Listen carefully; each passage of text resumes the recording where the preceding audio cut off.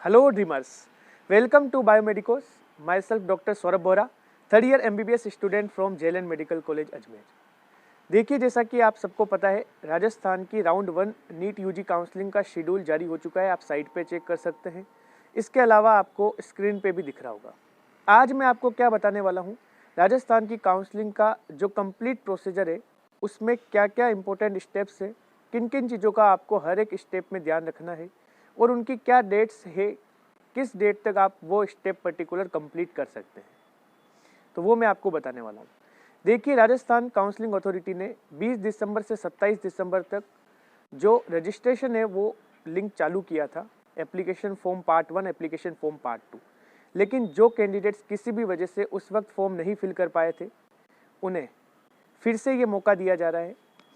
राजस्थान की जो काउंसलिंग है उन्हें फिर से एप्लीकेशन फॉर्म स्टार्ट किए हैं।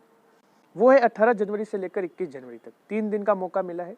3 दिन में जो भी कैंडिडेट्स किसी कारणवश या जिन्हें नॉलेज नहीं था वो काउंसलिंग के जो रजिस्ट्रेशन नहीं करवा पाए थे वो फिर से रजिस्ट्रेशन कर सकते हैं। उसके बाद सबसे पहले जमा होगी आपकी एप्लीकेशन फीस। देखिए, मैं फिर बता देता हूँ, 2 टाइप की फीस आपकी जमा होगी राजस्थान की बहुत तेज हो रहा है, बहुत तेज हो रहा की काउंसलिंग में। एक होगी एप्लीकेशन फीस और एक होगी आपकी रजिस्ट्रेशन फीस। ठीक है, एप्लीकेशन फीस जो है उसको सबमिट करने की जो लास्ट डेट है वो 21 जनवरी ही है। ये एप्लीकेशन फीस आपको साइट पे ही जब आप एप्लीकेशन फॉर्म फिल करोगे तो पता लग जाएगी कि कितनी एप्लीकेशन फॉर्म, कितनी आपकी ये फीस है। ये हमेशा नॉन रिफंडेबल होती है, ये कभी भी आपको फिर से रिफंड नहीं होगी और इसकी लास्ट डेट है 21 जनवरी। जब आप सारे कैंडिडेट्स रजिस्टर कर चुके होंगे उसके बाद मेरिट लिस्ट पब्लिश होगी स्टेट की। वो स्टेट की मेरिट लिस्ट कब पब्लिश होगी? 26 जनवरी को। उस स्टेट की मेरिट लिस्ट में आपके नीट के रोल नंबर, आपके नीट के कंप्लीट मार्क्स और आपकी ऑल इंडिया रैंक के साथ साथ स्टेट रैंक कि राजस्थान में आपकी क्या स्टेट रैंक है, राजस्थान में कितने कैंडिडेट्स ने आपसे बेटर परफॉर्म किया है और आपकी किस रैंक आपको स्टैंड कर रहे हो राजस्थान में, ये सब आपको पता लग जाएगा 26 जनवरी को। जैसा कि मैंने पहले भी वीडियोस में बताया था कि जब मेरिट लिस्ट पब्लिश होगी उसी दिन आपको प्रॉपर पता लगेगा कि आपके राजस्थान की काउंसलिंग में आगे कौन कौन से कॉलेज मिलने के आपको चांसेस हैं।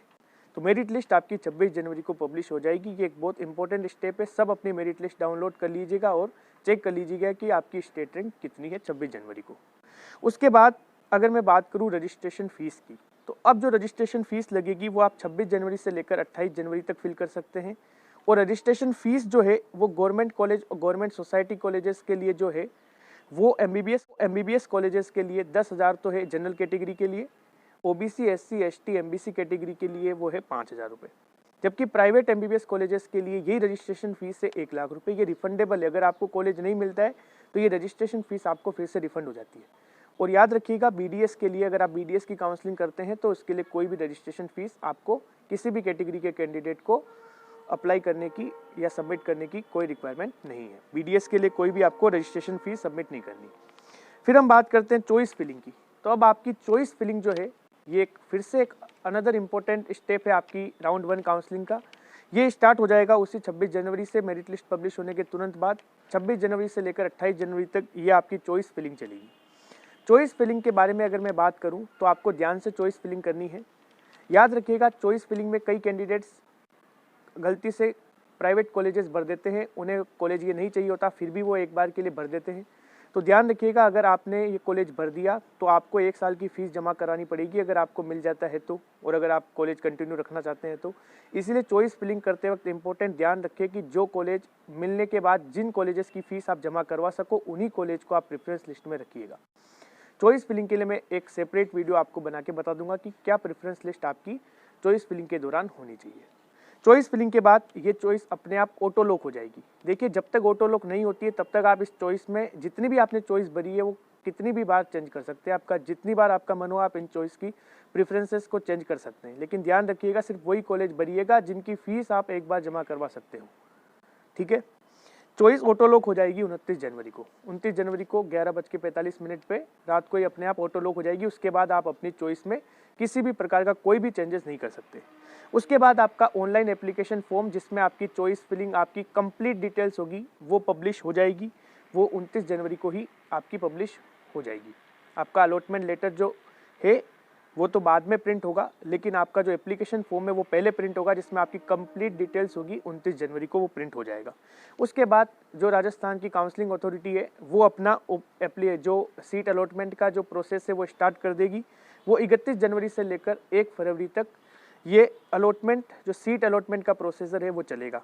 उसके बाद फर्स्ट राउंड का कंप्लीट जो अलॉटमेंट लिस्ट है, जो हम कह सकते हैं कि रिजल्ट है, वो पब्लिश होगा 1 फरवरी को। 1 फरवरी को आपको राउंड 1 का जो कंप्लीट अलॉटमेंट जो रिजल्ट है वो साइट पे पब्लिश हो जाएगा। उसको आप डाउनलोड करके चेक कर सकते हैं कि आपको कौन सा कॉलेज मिला है। जो भी कॉलेज आपको मिलेगा उसका अलॉटमेंट लेटर प्रिंट होगा, वो 3 फरवरी से लेकर 7 फरवरी के बीच होगा। वो जैसे अलॉटमेंट लेटर प्रिंट होता है, सेम इसी ड्यूरेशन में 3 फरवरी से लेकर 7 फरवरी तक ही आपको रिपोर्टिंग करनी है।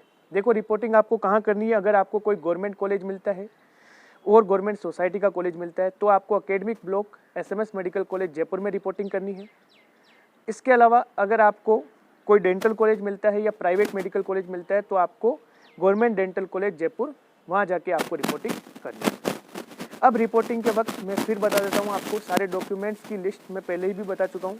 वो सारे डॉक्यूमेंट्स आपको लेके जाने हैं। उन डॉक्यूमेंट्स के साथ साथ 2 आपको अलॉटमेंट लेटर जो भी मिला है उसको 2 अलॉटमेंट लेटर की कॉपी, इसके साथ साथ जो भी एप्लीकेशन फॉर्म आपका जो प्रिंट हुआ था, जिसमें कंप्लीट डिटेल्स थी आपकी, जो 29 जनवरी को प्रिंट हुआ था, उसकी भी 2 कॉपीज आपको चाहिए। और जितने भी डॉक्यूमेंट्स है वो आपके सेल्फ अटेस्टेड होने चाहिए। और ये सारे डॉक्यूमेंट्स, इसकी जो आपको मैंने बताया था पहले भी वीडियो में, उसका लिंक आपको डिस्क्रिप्शन